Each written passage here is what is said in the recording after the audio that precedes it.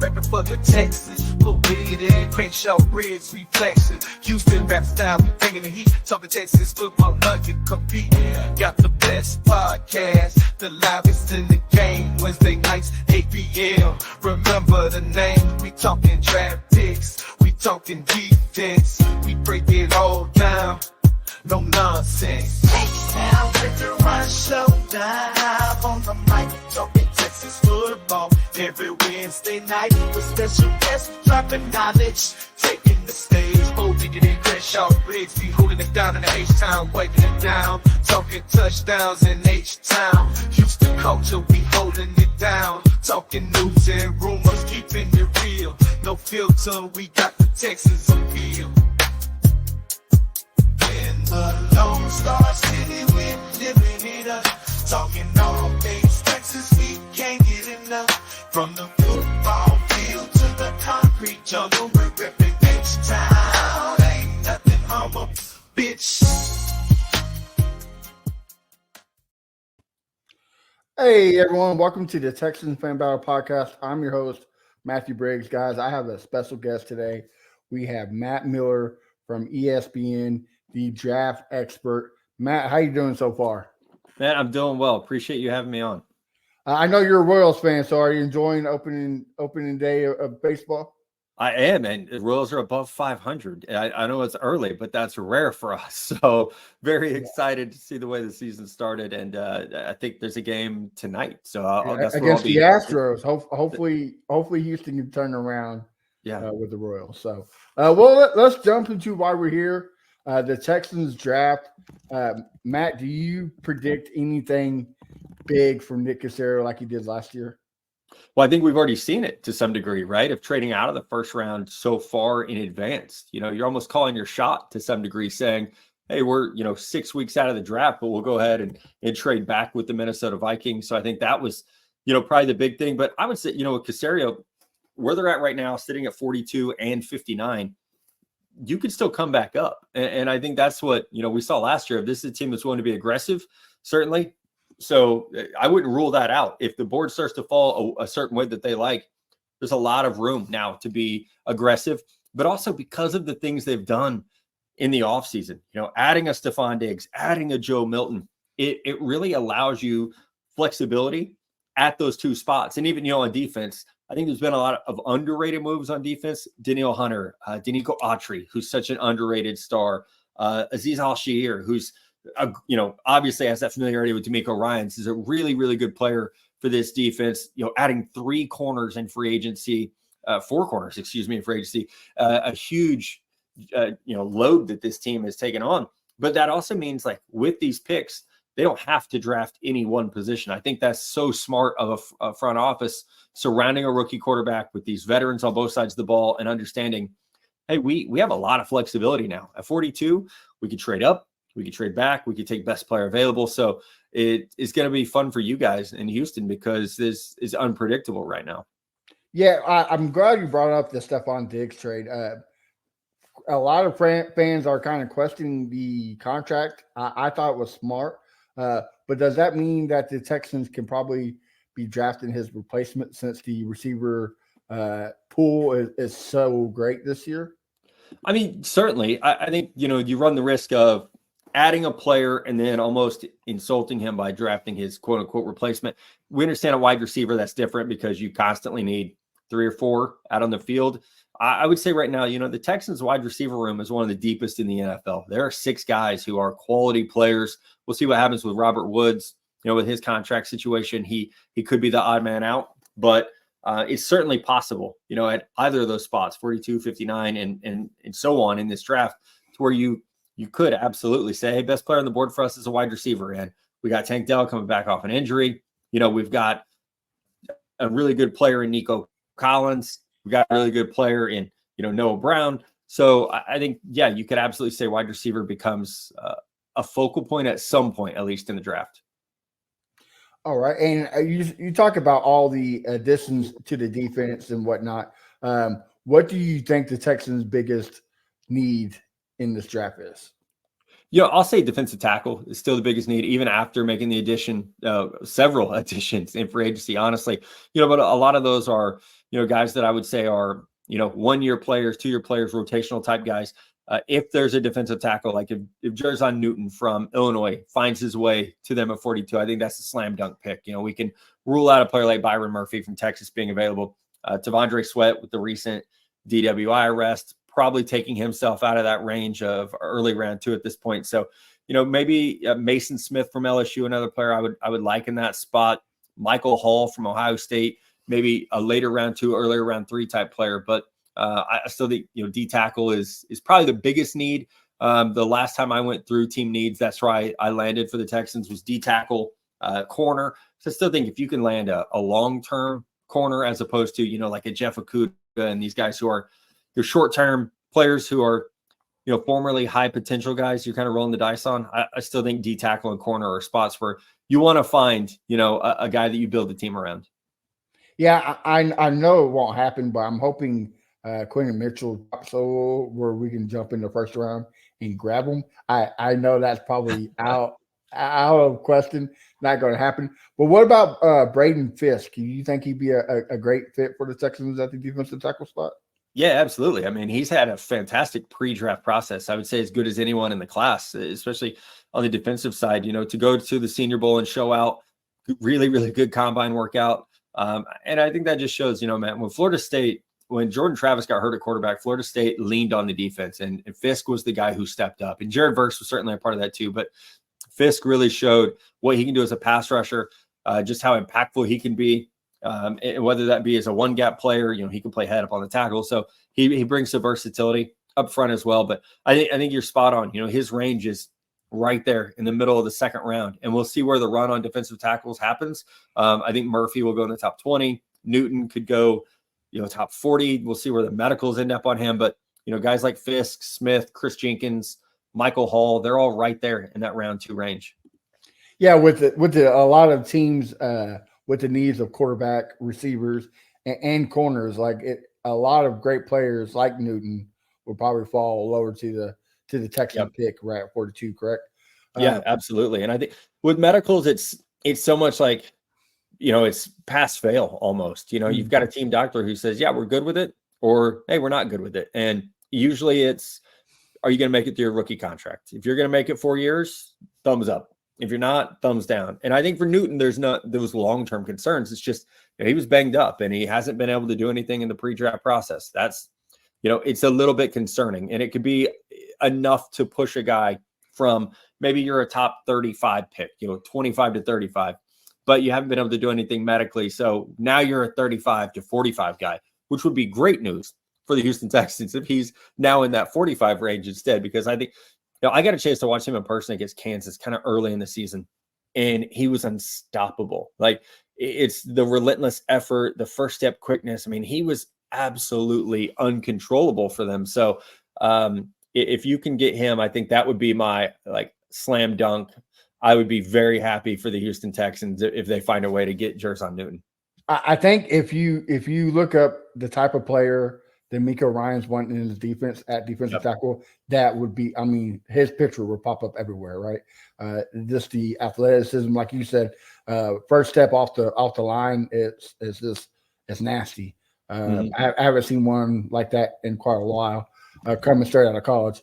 One more thing before I let you go, the linebacker. A lot of the fans want linebackers. Yeah. Do you see the Texans probably making a grabs at a linebacker in this draft?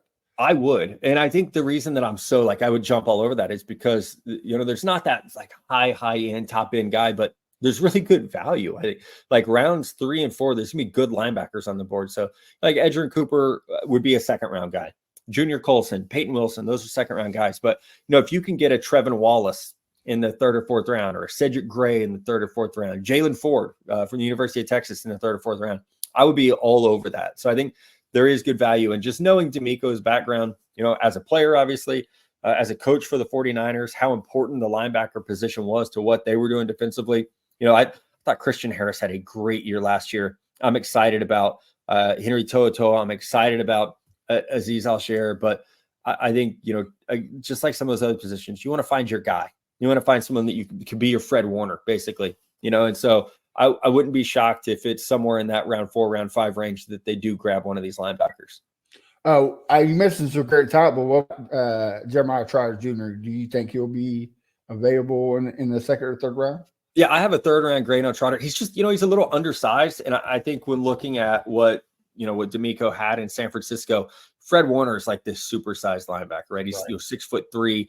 So I'm not sure if Trotter fits that mold. Maybe he does for Nick Caserio more, to where you would, override that a little bit. But, right at 6 foot, 228 pounds, that's a little bit small for what D'Amico has traditionally had at linebacker.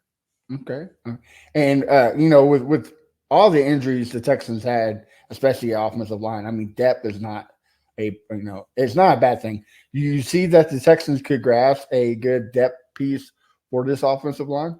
Yeah, I think it would be smart, especially with, Tunsil starting to get up there in age a little bit. You always want to be early rather than late when drafting for depth on the offensive line. And I think we've seen, with this group, especially, like, there's so many young guys that haven't been able to take that next step because of injury. So this is a pivotal year for players like Kenyon Green. This is a pivotal year for Titus Howard as these guys get into their rookie contracts. And with Titus, you're almost done with your rookie contract. So I think it's always smart. I liked Nick Broker. I thought, that's a good depth piece on the interior. Charlie Heck has been a solid backup player in the NFL, but finding that swing tackle is super important. I think we saw that last year in the postseason, how important it was. Like Donovan Smith goes down for Kansas City. You have Wanya Morris who can step in and hold down the fort. We saw San Francisco's offensive line struggle so much down the stretch. So having that 6th or 7th lineman is super important. So, I'm an advocate for every year. Maybe it's in the 6th round, but every year you should draft a lineman that you believe is a developmental type player. So absolutely, there's good value to do that. I'm a big University of Houston fan. Probably no chance of getting Patrick Paul in the later rounds, huh? No, not with legendary wingspan, good movement skills. I think he's somebody you would have to target with one of those 2nd round picks if you were going that way. Yeah. And I'm probably going to murder his last name, but from Kansas State, Cooper Beebe. Yeah. Beebe, yeah. I would love him, but I think he'd be a little too high for us too. I think we'll probably have to get one of the 2nd round or a 3rd. So I just think we have to focus more than, a guy that high that soon. But, always wishful thinking. Well, Matt, I know you're busy, so I will let you go, but thank you for coming on the show. Tell everybody where we can find you on social media and what you got cooking, so that way we can support you.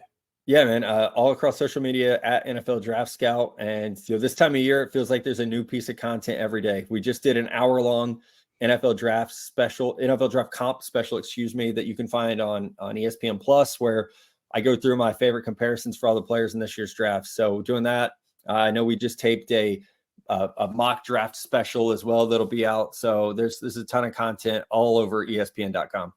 Awesome. And also your 7th round mock 7 round draft. mock. Yeah, it came out about a month ago now. So it's a little bit dated, but still a great. Still good. Yeah, I was about to say, still good stuff to read. So make sure you check it out. Matt, again, thank you for coming on, and have a great draft. Yeah, appreciate it, man. Thank you. Well, guys, as you can tell, that was pre-recorded with Matt Miller. Now that all the good stuff is gone, let me introduce my A1 since day one, Mr. Bo Diggity. What's up, brother? Hey, what's good, y'all? Y'all doing? I hope you're having a good night out there. How you doing, Matt? What's going on, man? It's always good being a Texans fan right now, right? Oh, yeah. It's amazing. It's hard to feel bad. Before we kind of talk about what Matt said and some more stuff about the draft, NFL just broke some news. They're allowing 3 helmets this year. So are you kind of excited? Yeah. You talking about like 3 alterations, like how we got the battle red and the deep steel blue. Yeah, it's cool. Do I think we'll get one this year? I doubt it. I think they're too focused on the uniforms and whatnot, but maybe there is a white helmet for the new uniforms. Who knows? But I don't think it'll come this early. But I am excited. Anytime there's new uniform news, new helmet news, I'm excited for it. Yeah, I'm with you. I don't think this would be the year. I mean, white would be good, but you know, even I wouldn't mind a black one, like Black with black jerseys. yeah, anything's better than what we got, right? Like Yeah, add something different. yeah. And also, So, guys, another brother from another mother. I got Mr. Kenneth. How you doing, sir? What's good, fellas? I'm doing good, man. How are y'all? we're doing good. We're doing good, man. Blessed as always. We just talked about the new helmet rule. What you think on it, Kenneth? I'm sorry, you said the new what? New, well, not rule, but they're allowing each team to have 3 different helmet variations. So now you're gonna have 3 different colors instead of just the 2. Oh, we talking about uniforms? Well, no, the Basically, helmet. Oh, the Yeah, helmets. yeah. Oh, well, I mean, I guess that's a good thing. Um, Makes it more exciting, I guess, you know what I'm saying, having a different helmets, colors. So yeah, I mean, I'm fine with it. Okay. And then before last week, I know we talked about the Diggs trade, but after the episode, the Texans decided to, keep grinding, and they cut all next couple of years of Stephon Diggs' contract.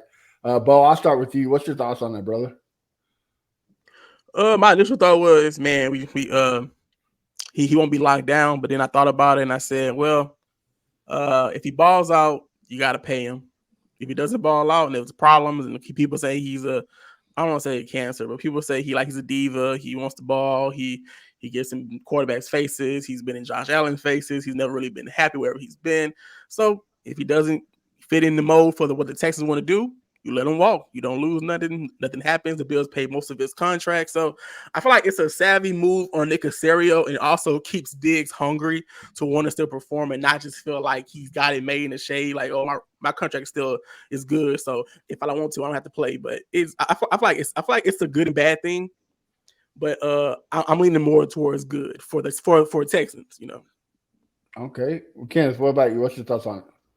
Pretty much the same. I think it's a good thing for both sides. I mean, the other contract, I don't think I don't know if it was 2 years or 3 years, it wasn't guaranteed anyways. So I think it was good for both sides. Like Texans thinking like, hey, we're gonna give you this opportunity, we're gonna, wipe that out.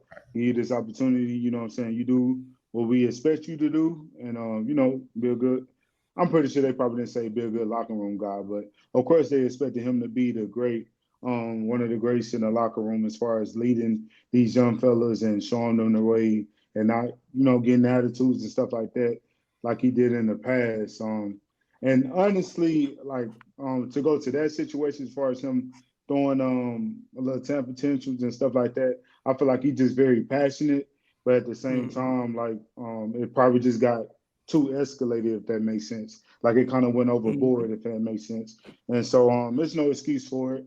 At the end of the day, when he come here, of course he gotta, be locked in and understand like we gonna do what we gotta do. And honestly, I'm pretty sure him looking from the outside in, he like, man, they got something going over there.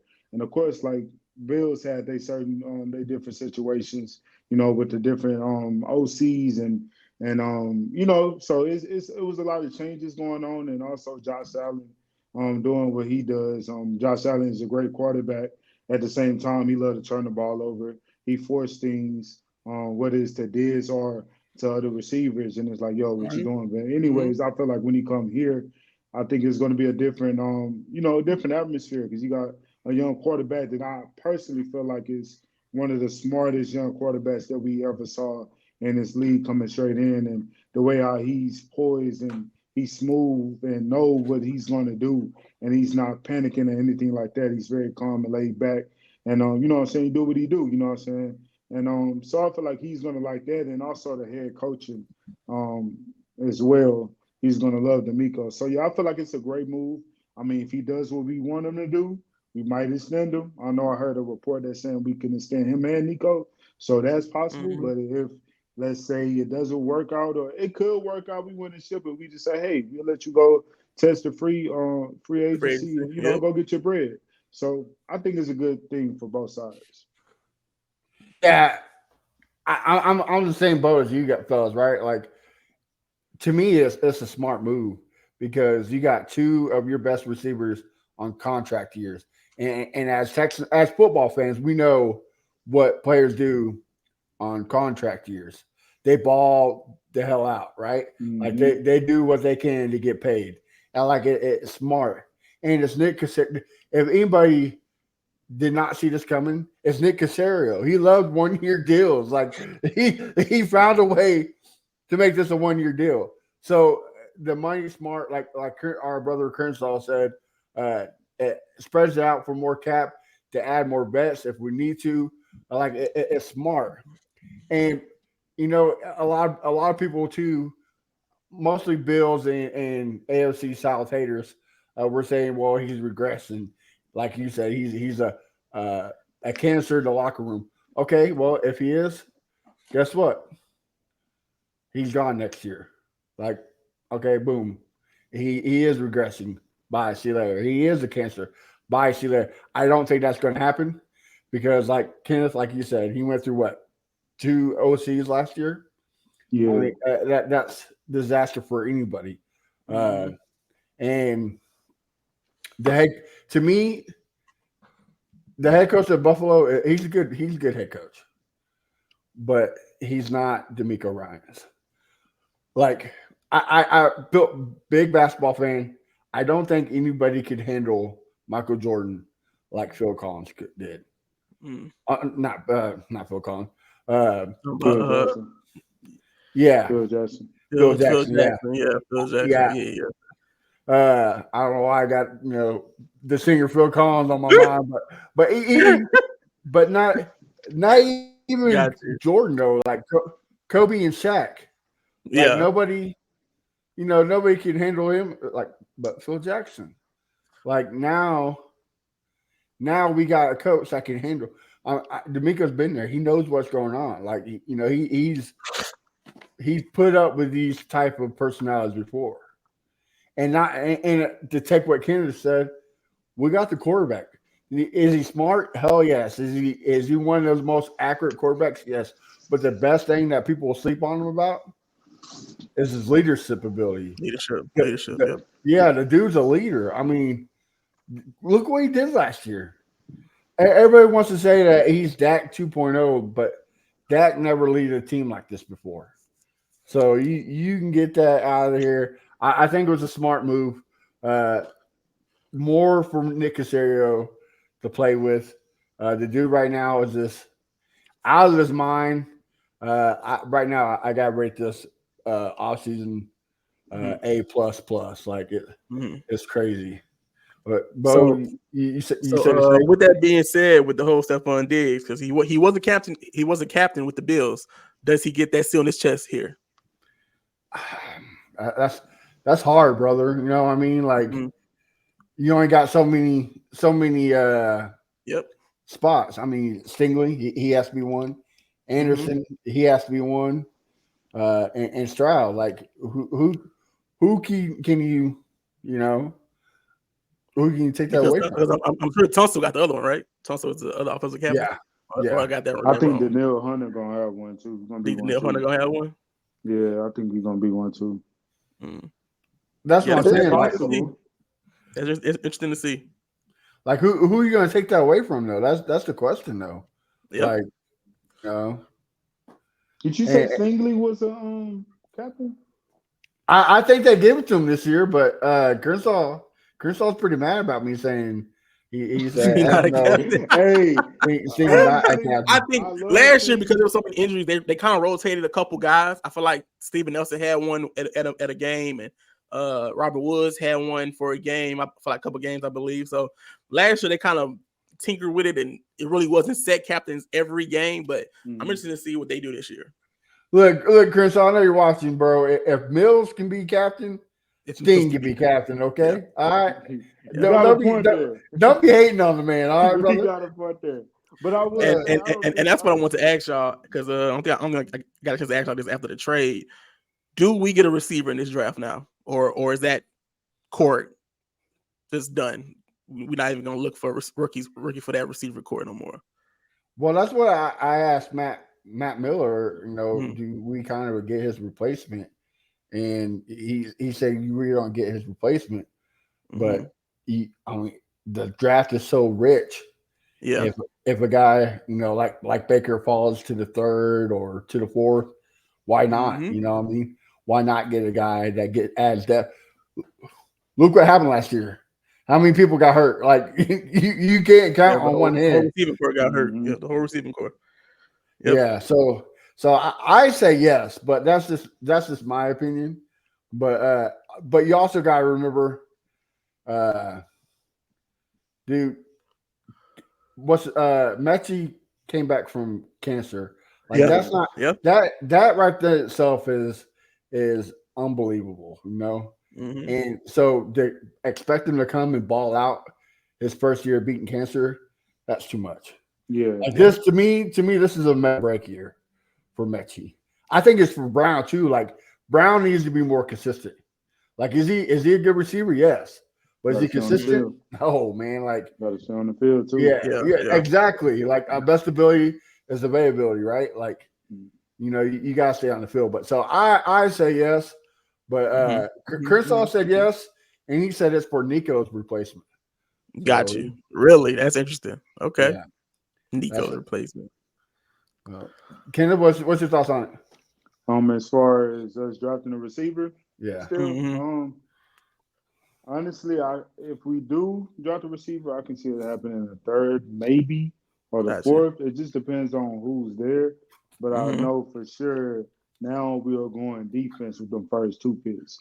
But it's possible. Honestly, I don't see why not. Because you like Crenshaw always talk about this, man. As far as like you always want to have a bunch of bodies at receiver. Like you don't want to just count on four guys. You know what I'm saying? You can get them. You know what I'm saying? Because at the end of the day, three might go out, and then when three go out, then what? They're gonna load the box up, stop missing, and then we're gonna be kind of one dimensional. I'm not gonna say we're gonna be one dimensional, but at the same time, it's gonna be hard for us to win a game like when we had against the Ravens last year in the playoffs, or the Jets when Nico Collins and Tank Dell was out. I mean, exactly. look what happened. Exactly, and everybody act like they couldn't catch no more. I don't know what happened. And then we had our vets out there as far as Robert Woods and Noah Brown. Both of them didn't step up. They drafted Xavier Hutchinson last year. He's still there. Yeah. Does he make a jump this year? Does he contribute? I'm leaning more towards Mechie. Like Mechie. Okay. I truly believe like Mechie can be a good receiver in this league that can contribute. I'm not saying he could be a wide receiver 1 or 2, but I can see him really filling in to be that wide receiver 3 if Diggs was to leave after the season or if Nico leave after the season. I feel like he can step in and be that wide receiver 3.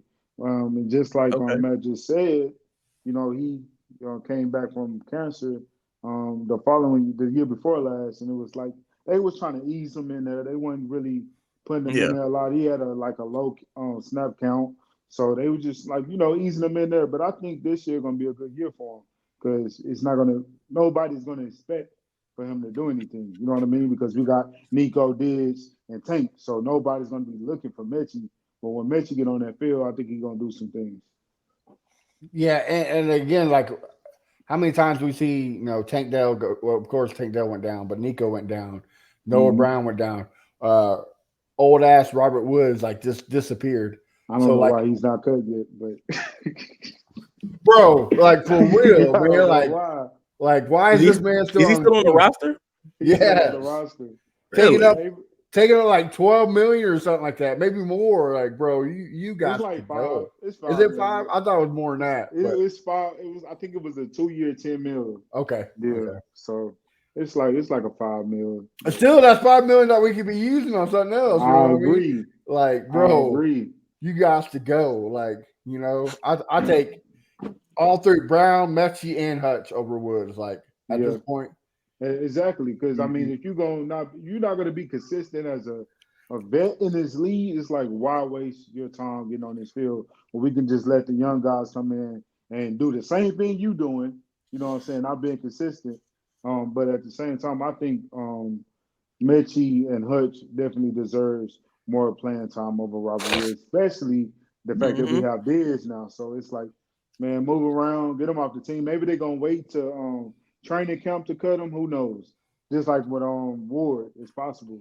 Like if we sign a No, new safety, it's possible they wait until the training camp. About the Nick training camp Casario cut. love old skill players. He loved Rex Yeah. Burkhead, and I think he loved Robert Woods. Now he Mm-hmm. loved old skill players. I don't know what it is. For He real. love them. I mean, maybe he's a good locker room guy. Who knows? But before we kind of jump on a little bit more of the draft, we got a couple questions. Here's one from Rodney. You said extend or franchise Nico. You gotta wait, right? That's a great question. That's actually. a great question. I like. You want to go first, Matt? Well, you just gotta kind of have to wait, right? Like you have to see the body of work. Like the last year was great, but the other couple years, no, it was not. Ken admitted last week he was ready. He was ready for him to be cut by training camp, bro. Lie. Like, I'm not gonna lie. Kenneth wanted Nico gone.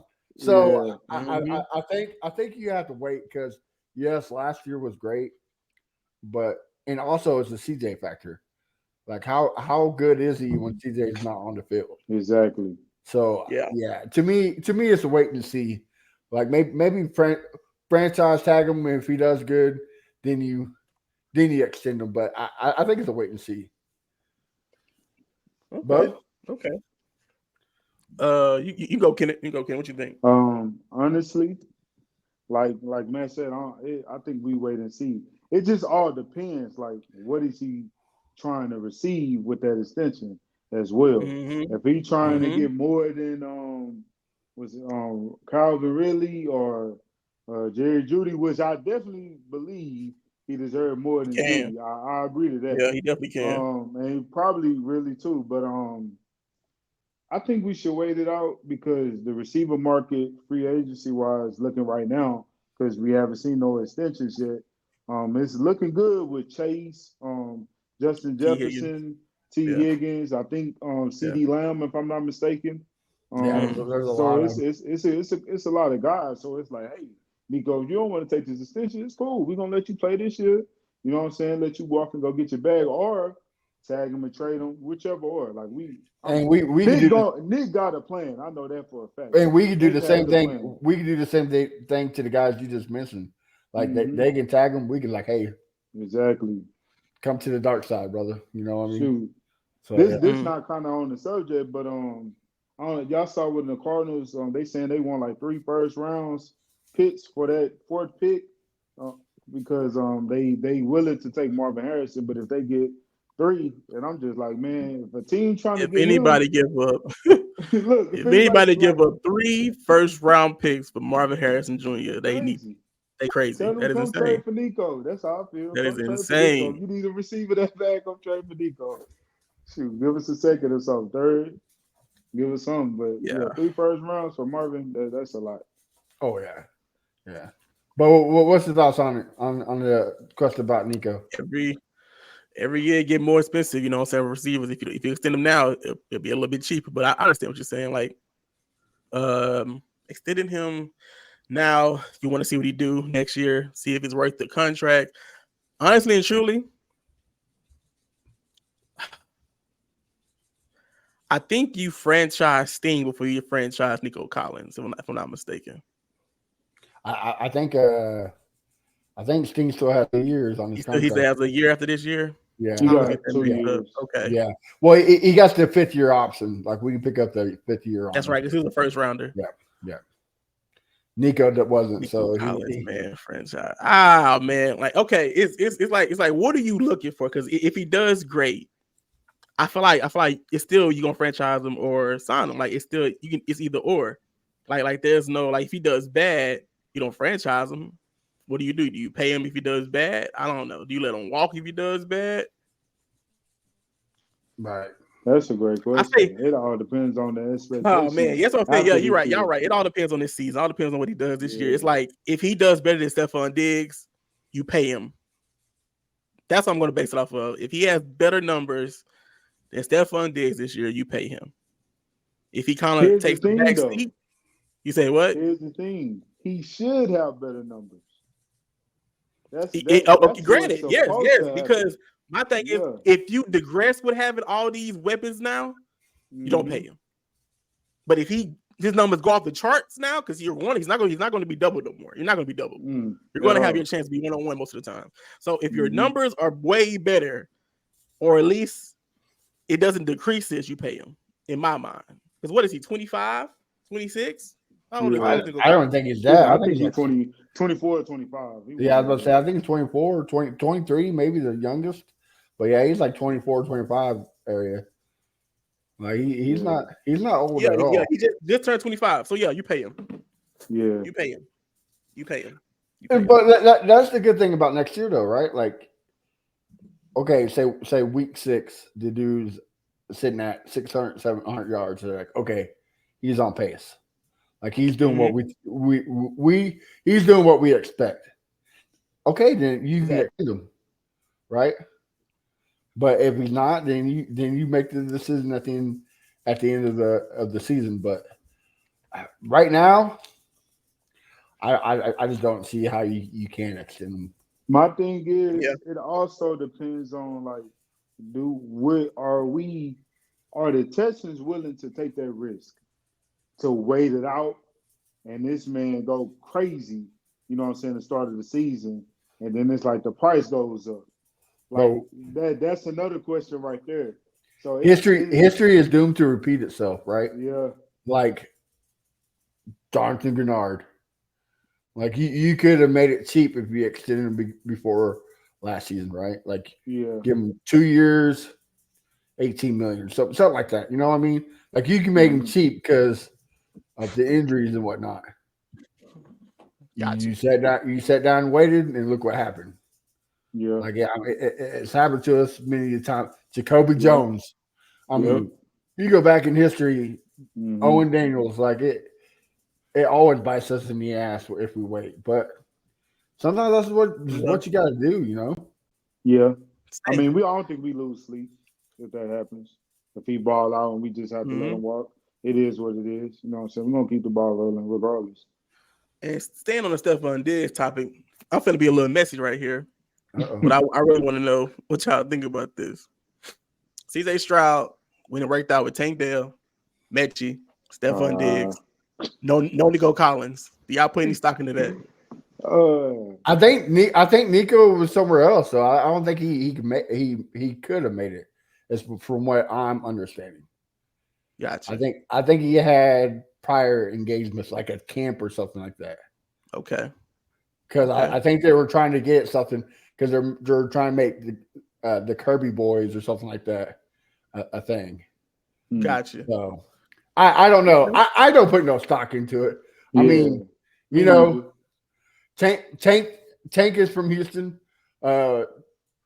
Devontae, the receiver specialist that me and Kenneth interviewed last week, he's working with Tank, and now he's working with Stephon. So those two are already there. So I mean, it's easy for. They was in Cali though. Yeah. I was about to say that, Kenneth. That was UCLA. That was UCLA. That wasn't Houston. Okay. That was UCLA. That was like a little guys trip we put together. That's why I was like, the same spot they was at last year when CJ got all the guys together. Yeah. The receivers and the tight ends. He got all of them together. That's the same I still don't think you put anything into it, man. Like it's early. Yeah. I got some things going on. Maybe have a kid on the way. Who knows? You know, he might have a family. He might be getting them shots right now, bro. Like you never know. You just never know. But I hey, just want I'm to see hoping them practice together there's no bad blood though. Like, because that's the three, right? It's the three. Stephon, Tank, Nico. That's your three, right? That's your star. That's your X, Y, and Z, right? If I'm not mistaken, right? Yep. Most definitely. And to be honest, I love Tank, and honestly, last year I was preaching Tank is our wide receiver one. But if we keep it up, if I be honest with myself, I do think it's going to be Diz and Nico when it's a 2 wide receiver set.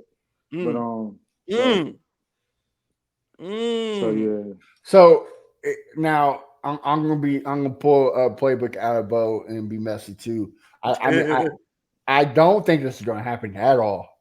But I seen a tweet that's like, But again, I don't think this is gonna happen. But it said, I have a feeling that they're going to package Stephon Diggs the 2 seconds to jump back into the first. I doubt that. I doubt that too, but bro, yeah. like if they do that, I was like, that would be insane. I don't see that happening. That would be insane. With all the little Houston, Texas press and Instagram, social media pages, and he taking pictures in Houston uniforms and stuff like that, and helmets, whatnot. I don't see that happening. And then you out there seeing Stroud practicing. I don't see that happening. The other thing is that we only got him for 1 year. Right. So who's going to trade for him? I mean, don't get me wrong, two seconds and Diggs. I mean, that sounds great for sure.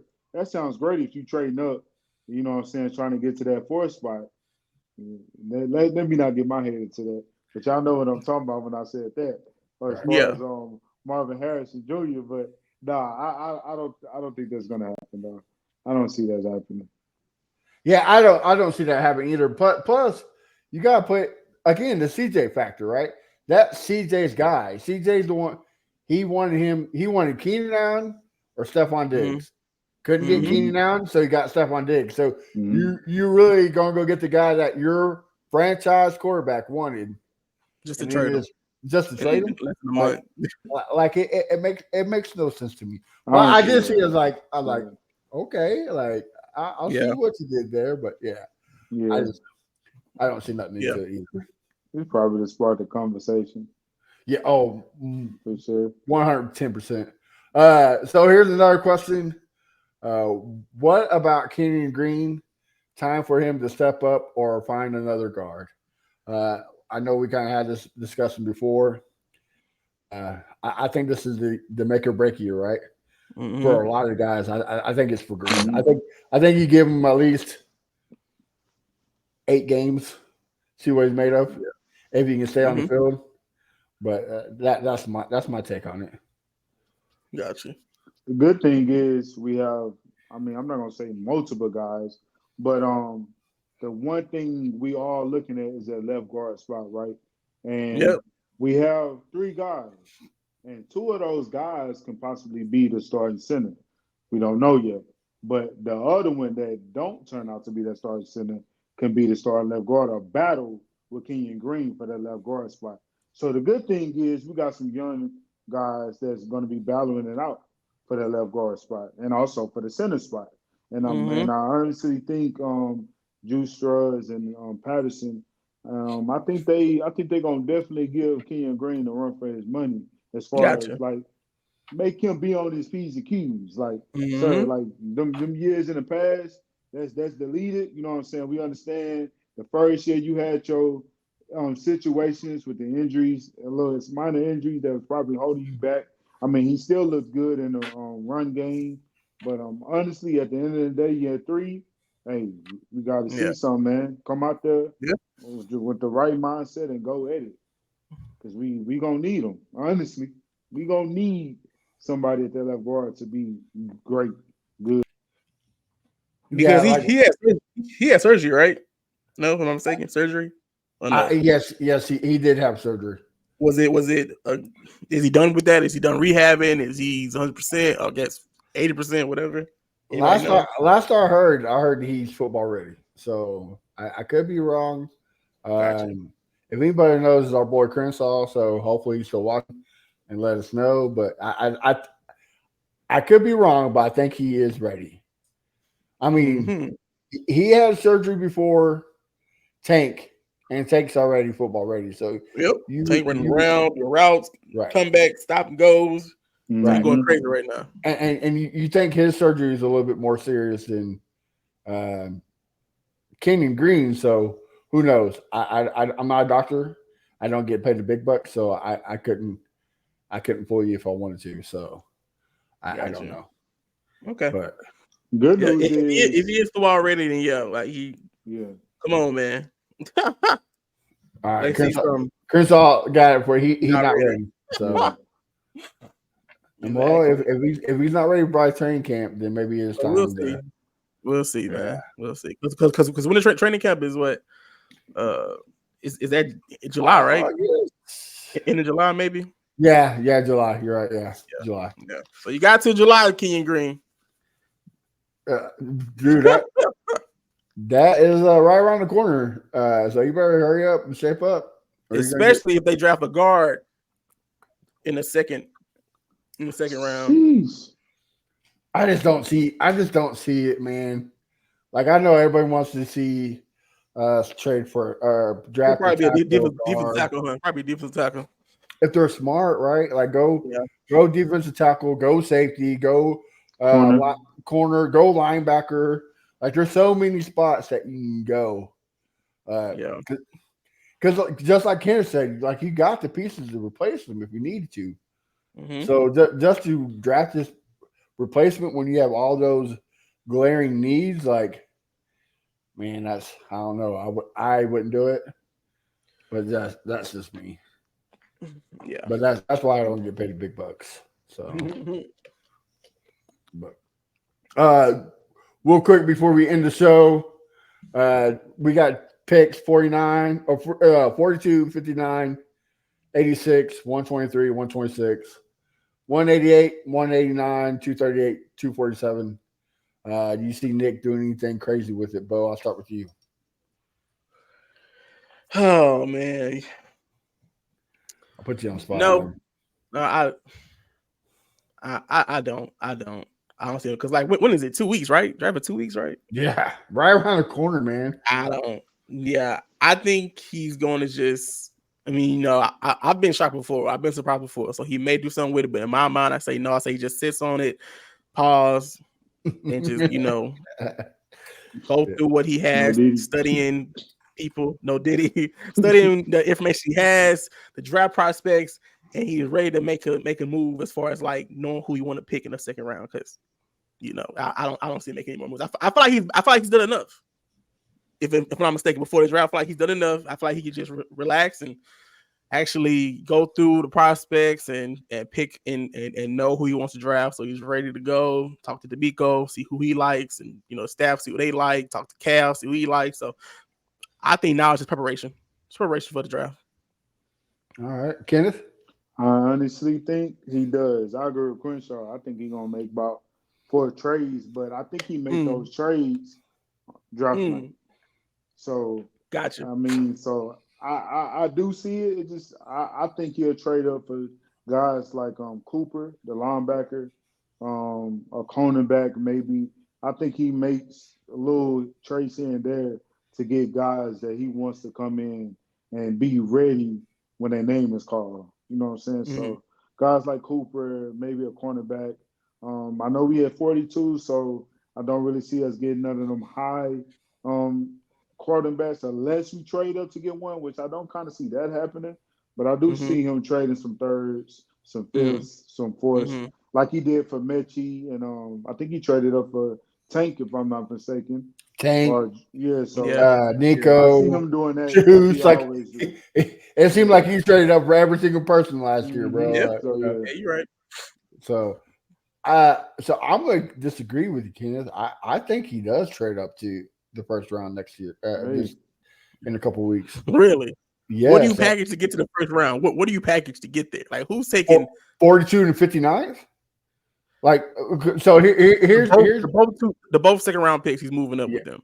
Yeah. So here's my reasoning. Okay. So we can agree. Quarterbacks is a big need. A lot of teams are going to jump for quarterbacks. The Vikings, Raiders, so forth, so on. And then you got receivers. Receivers are out there. Like everybody wants the receiver. And then you got great skill positions. I think they said there like 7 tackles is supposed to go in the first round. So say a corner, a Kool-Aid McKinstry, a Arnold, a Cooper DeJean, I know it's not going to happen, but a Quentin Mitchell falls to like the 24th. Here you go. Here's here's 42-59.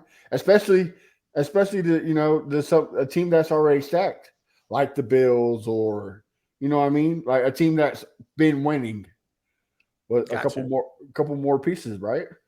Gotcha. So I think he could, Like no, but now they're like, oh no, we want next year's first. No deal. Yeah. Mm-mm. See you later. Like Yeah. it's all about what the price is, right? Like Yeah. if we get Brian Murphy at the 25th or 26th, like I just think I think you jump up. So I think you jump back up. So with those two seconds you're talking about, how far up can he go? Like what's the cap? I think you get your draft back, like the 24. 24. You know? Okay. Because it's probably going to be, somebody. It's not going to be the Vikings. Like I think it's going to be right. I think it's going to be somebody. Obviously it's not the Cardinals, but I think it's somebody that they trade to the Vikings so the Vikings get a quarterback. So whoever it is, guys, let's for system give. Let's say it's the Patriots. They got their draft pick. They got the Vikings 2 draft pick first.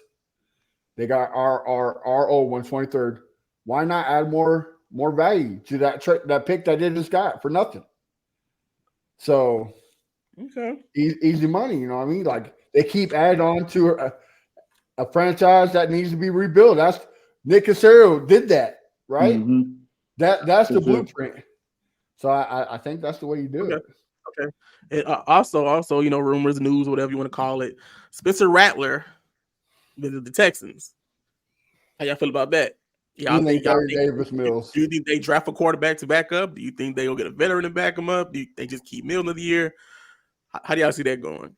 Well, Case Keenum's still on the team, right? Yeah, that's a good question. Which I think he need to be a move to the doggone assistant quarterback coach or something. Because I agree. I agree with you, but I mean, at this point, anything's better than Davis Mills. Like when your coaching staff picked Case Keenum over you, like that's writing on the wall. Like nobody has trust in you. I will say this is to like kind of going to what you were saying about us trading up. It's possible we trade Davis Mills in a couple of seconds to trade up, like you say with the Vikings or do that tonight. So I'm just saying it's possible that could be something to think about, especially we trying to draft a quarterback, of course, in the later rounds. Who knows? That can be. I think if we're adding Davis Mills to the draft comp like that, we're only trading up to the 5th round with Davis Mills. Like that's all we're gonna get for it. Man, don't do that. Like you're gonna have to package the 2 7th rounds of Davis Mills for a 5th. Like that's all you're getting. Just show the teams the Colts game of 2022 right through that Hail Mary. Somebody get them. Somebody get them. For real. I mean, you give it 2 seconds and Davis Mills for first. Man. Of course, the first is at the bottom, not high, but I'm talking about like a 24, 25. You know, it's possible. Yeah. It's possible. Who knows? Nick might be, Nick's a mastermind. Like, bro, everybody's sleeping on him. I don't understand the hate that Texans fans still give this dude. Like everything they wanted him to do, he did. Yeah. Like, it wasn't a Barkley. Yeah, it wasn't a Wilkins. Like he went to me, he got the better that fits the scheme. So, but not only that, he did what was best for the team. And made it the team. Yeah, like them guys that he got don't really have injury problems. If we think about it, Joe Mixon is more, more available than Saquon Barkley. If we're being honest, Saquon is more of an athlete. You know what I'm saying? And more athletic, but at the same time, Joe Mixon is more available. Same when it comes to Diggs and Allen. Diggs is more available than Allen, so it's like he really made the moves that, like, all right, Nick, like. You can't really complain. Like, yes, you can be a little mad that we didn't get the guys that we thought we should have got, but at the same time, Nick has been very, very smart, and that's why after that first day, I just have to sit back and just watch him be great, man, because he's really doing his thing. And not that he's changing the culture, right? Most definitely. Like back in the day, well, especially when Bob was still alive, we're not trading for a guy like Joe Mixon. Like Nah. any kind of checkered pass, like Yeah. if you're not the Boy Scouts, if you're not on the AA honor roll, like you're not coming to the Texans. Yeah. Now we're getting people that we need. Yeah, it's nice to have role models, but sometimes you need an enforcer, right? Sometimes you need somebody to shake things up. Like I'm okay with it. Yeah. So he's finally allowing that to happen, and not just trade for him, adding him for another 3 years on a cheap deal. Like the dude's to me, the dude's cooking. Yeah, I don't understand why people was mad at that or kind of questioning on that as far as him extending Missing. I feel like Missing got the amount of years or more that we gave him left in the tank, to be totally honest. And hopefully, like with running backs, you hope to have a couple on the roster, not just one. So it's like we hoping for Damian Pierce to step up, you know what I'm saying, and get that production he gave his rookie year. We hoping if we drop a rookie, he come in and step up and be that good third running back, 3 back. So it's like I feel like that was a great move for us extending him. And so I don't know. I guess the fans gonna like what they like and dislike what they dislike. But it is what it is. Everybody gonna be excited. Come that first game, everybody gonna be locked in. Ain't nobody gonna be complaining about Nick Casario. They're gonna be praising that man. Especially when we do the Super Bowl, bro. Like exactly. He's building a caliber team. Like the national media is putting us on focus now. Like we're not getting laughed about now. Yep. Right. Yeah, we're not getting laughed at no more. Like it's the tides are turning, and it's due to Nick Casario. Like, I mean, I don't know. That's just me. But one more thing before we leave. Talk about stupid tweets. I saw another one. I think it was from Stroud All Pro or whatever from Twitter. He had a tier of the AFC South, like the quarterbacks, the running backs, the receivers. Yeah. Can y'all guess what place the running back for the Texans was in the division? I'm gonna say 4 because they're trying to be funny. Yeah, because you got ETN, Taylor, Spears, I guess, right, for the Titans. Pollard. I forgot about Pollard. Man, they going out. I don't know. If I had to put it, I feel like Taylor's always injured. ETN is good, but I would still put Joe Mixon over ETN, and Pollard not a real number 1 running back in my eyes. He showed that last year. He's a 2. Exactly. Why they I'll put Mixon on the Taylor. Same. I put too. Yeah. Hey, I'm not gonna lie though. I might be a little extra, but I might put Missing over Taylor due to availability. Like at the end of the day, it's all about you got to play. If you ain't on that field, it don't even matter. You know what I'm saying? So, if you're going off of recent work, all you do is go off of last year. And last year, who was the better running back out of the 4? Joe Mixon. Yeah, exactly. Yep.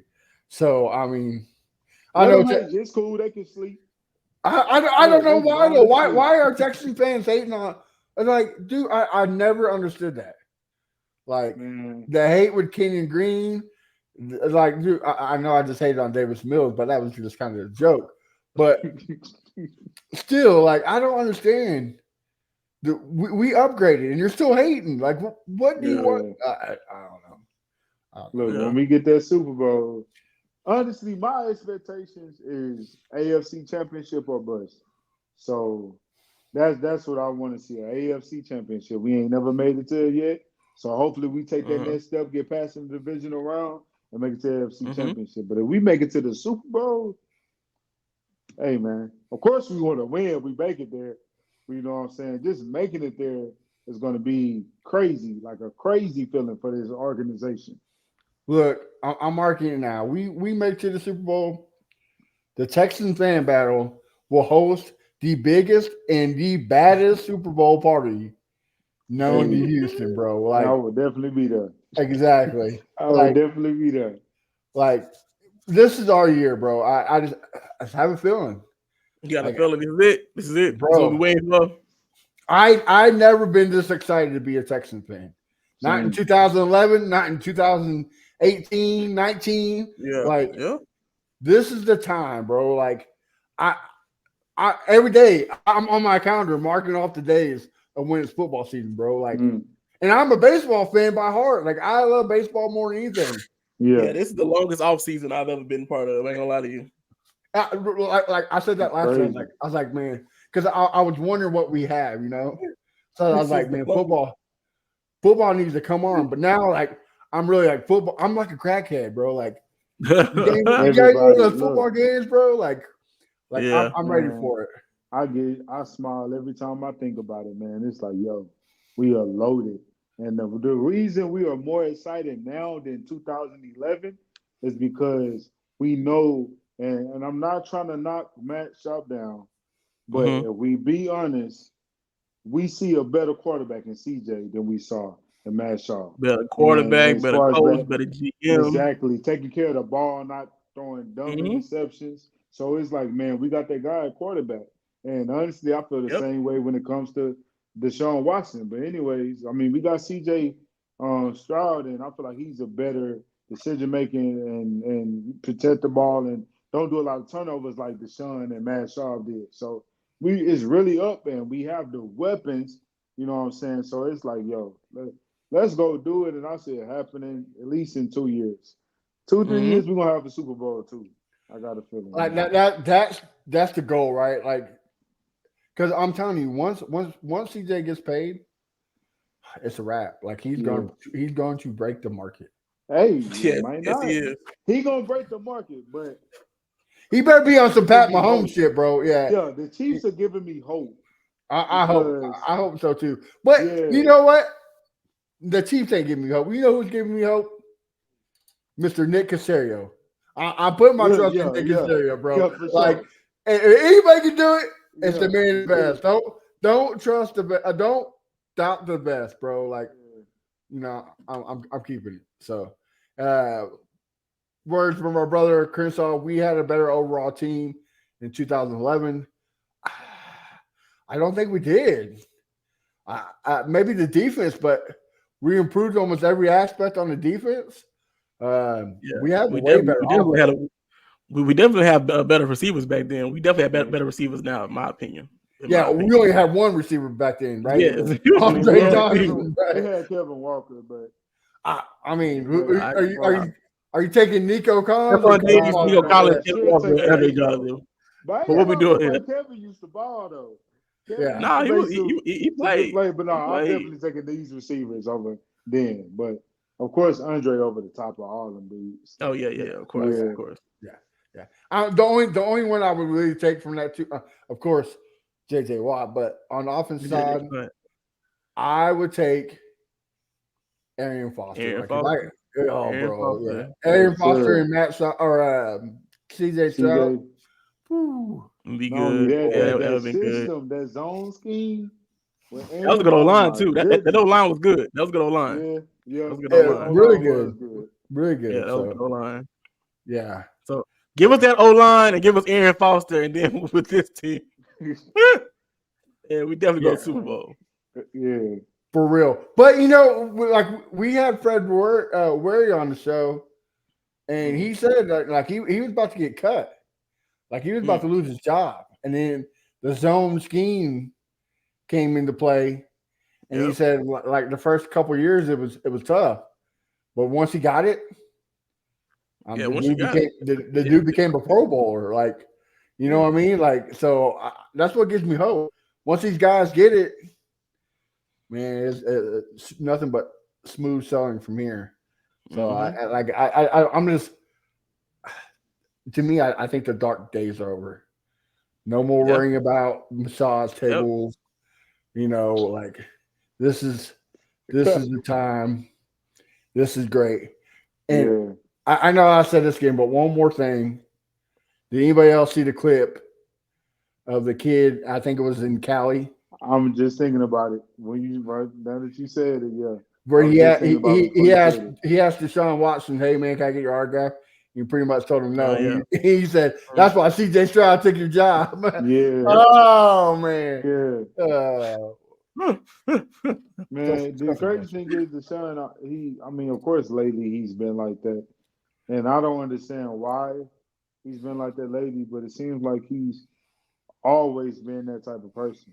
Like, Mhm. I ain't gonna lie, he fooled me. I'm a Clemson fan, not to get deep into this conversation, but I'm a Clemson fan. So when he got drafted here, I was very excited. And I'm thinking, man, a good guy. You know what I'm saying? Thinking he a good guy, good stand-up guy, got a good head on his shoulders. But he fooled the crap out of me, I will say.